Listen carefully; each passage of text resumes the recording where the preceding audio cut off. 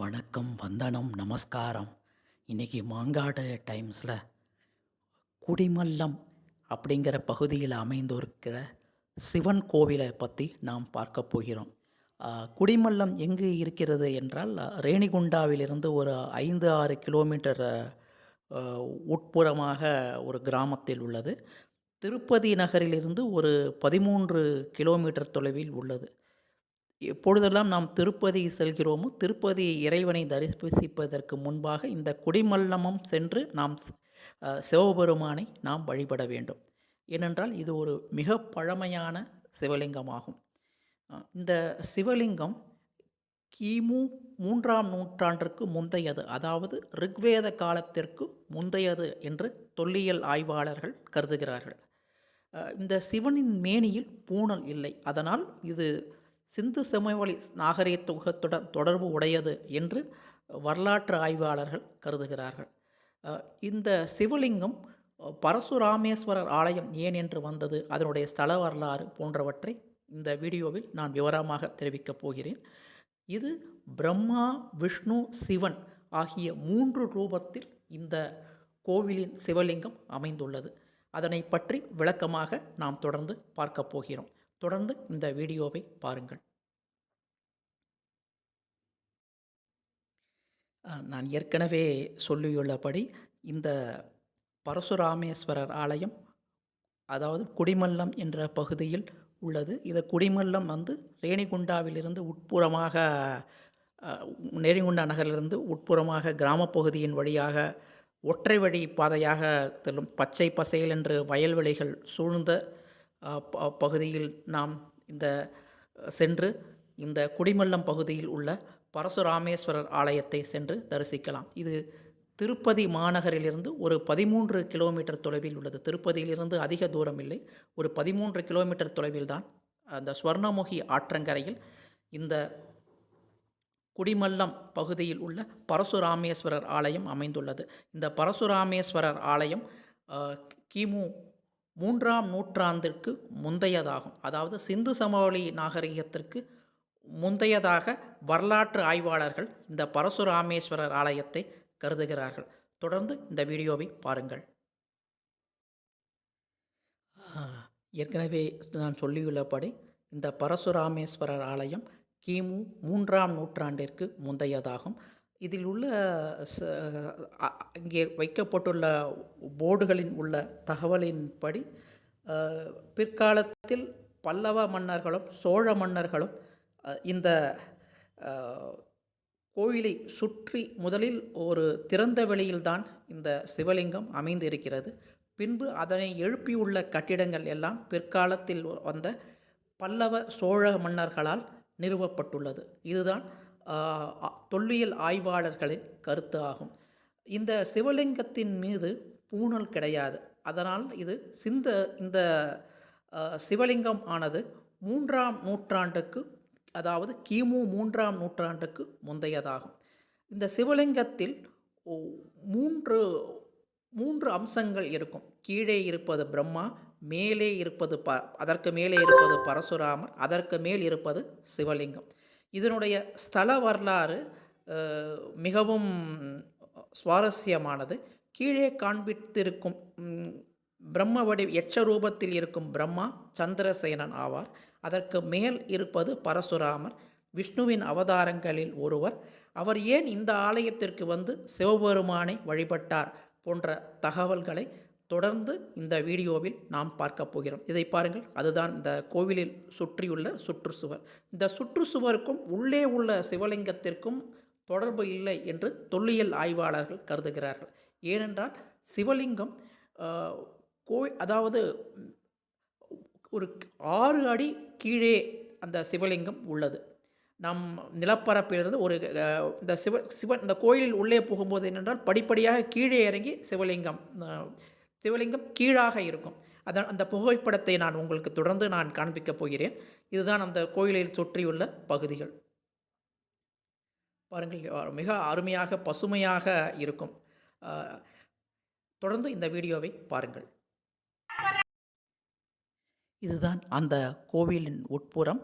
ஆ, பாருங்கள் இங்கே தட்சிணாமூர்த்தி இருக்கிறார். அதன் பிற்பகுதியில் துர்க்கை அம்மன், சண்டிகேஸ்வரர் போன்றவை ஒரு சிவன் கோவில் எப்படி இருக்குமோ அதன்படி இந்த சிவலிங்கம், அதாவது இந்த சிவன் கோவில் அமைந்துள்ளது.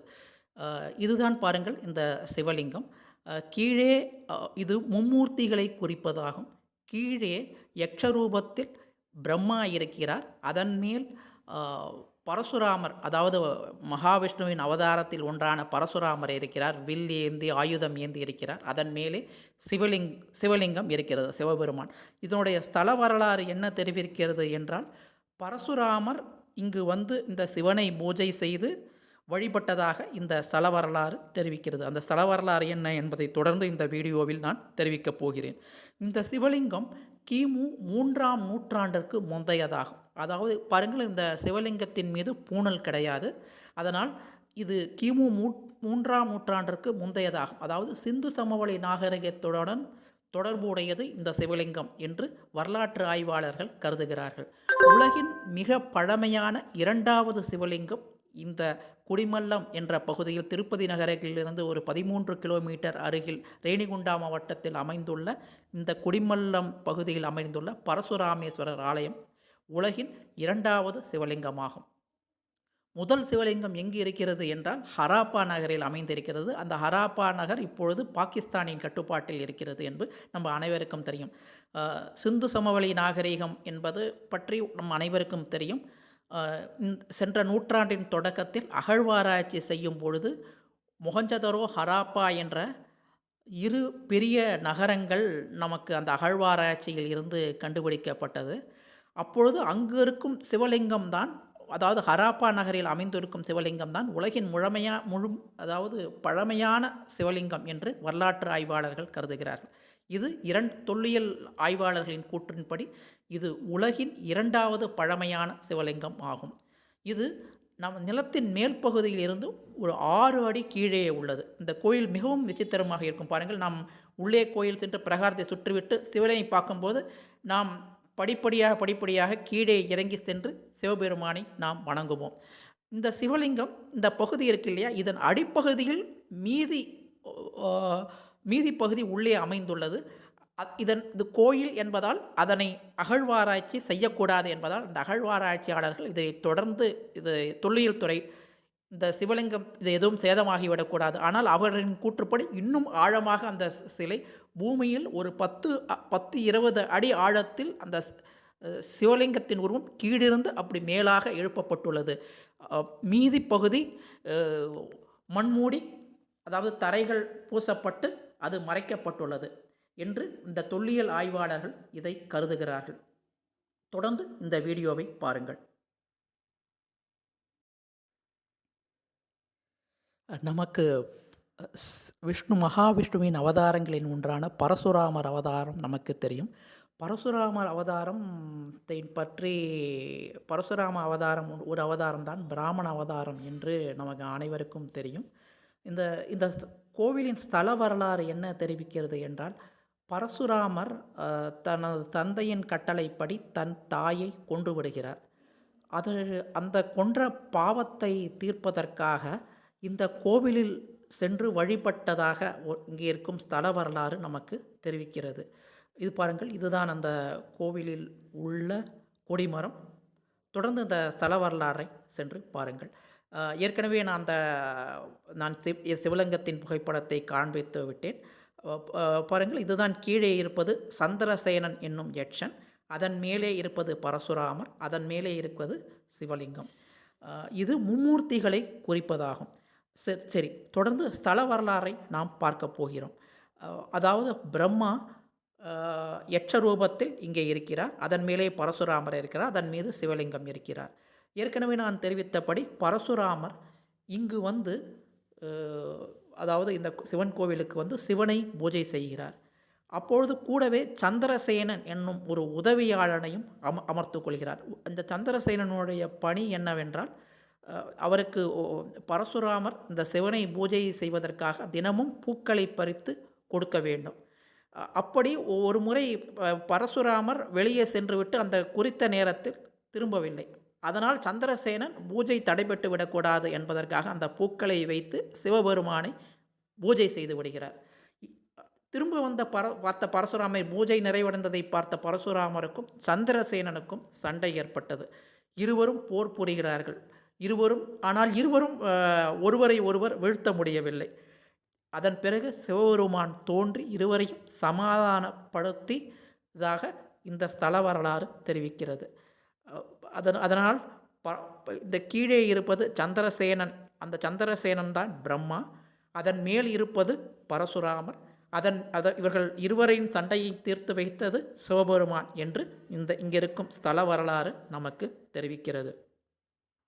இந்த குடிமல்லம் பகுதியில் நாம் அங்கே ஒரு நெல்லி மரம் இருக்கிறது. இந்த நெல்லி மரத்தில் சென்று நாம் தொட்டில் கட்டினால், அதை வணங்கினால் குழந்தை பாக்கியம் ஏற்படும் என்றும் இந்த ஸ்தல புராணம் நமக்கு தெரிவிக்கிறது. பாருங்கள், இதுதான் அந்த கோயிலை சுற்றியுள்ள மதில் சுவர்கள். ஏற்கனவே தெரிவித்தபடி அந்த சிவலிங்கமும் இந்த கட்டிடத்திற்கும் சம்பந்தமில்லை. சிவலிங்கம் ஆதிகாலம் வரை ஒரு திறந்த வெளியில்தான் இருந்திருக்கிறது. அதன் பிறகு இந்த பகுதியை ஆட்சி புரிந்த பல்லவர் மன்னர்களாலும் பிறகு சோழ மன்னர்களாலும் இந்த கட்டிடங்கள் எழுப்பப்பட்டுள்ளது. இந்த கட்டிடத்தை கூட பாருங்கள், இது வந்து சோழர் காலத்தில் மற்றும் பல்லவர் காலத்தில் கட்டப்பட்டுள்ளது. இப்பொழுது இது தொல்லியல் துறை கட்டுப்பாட்டில் அமைந்துள்ளது.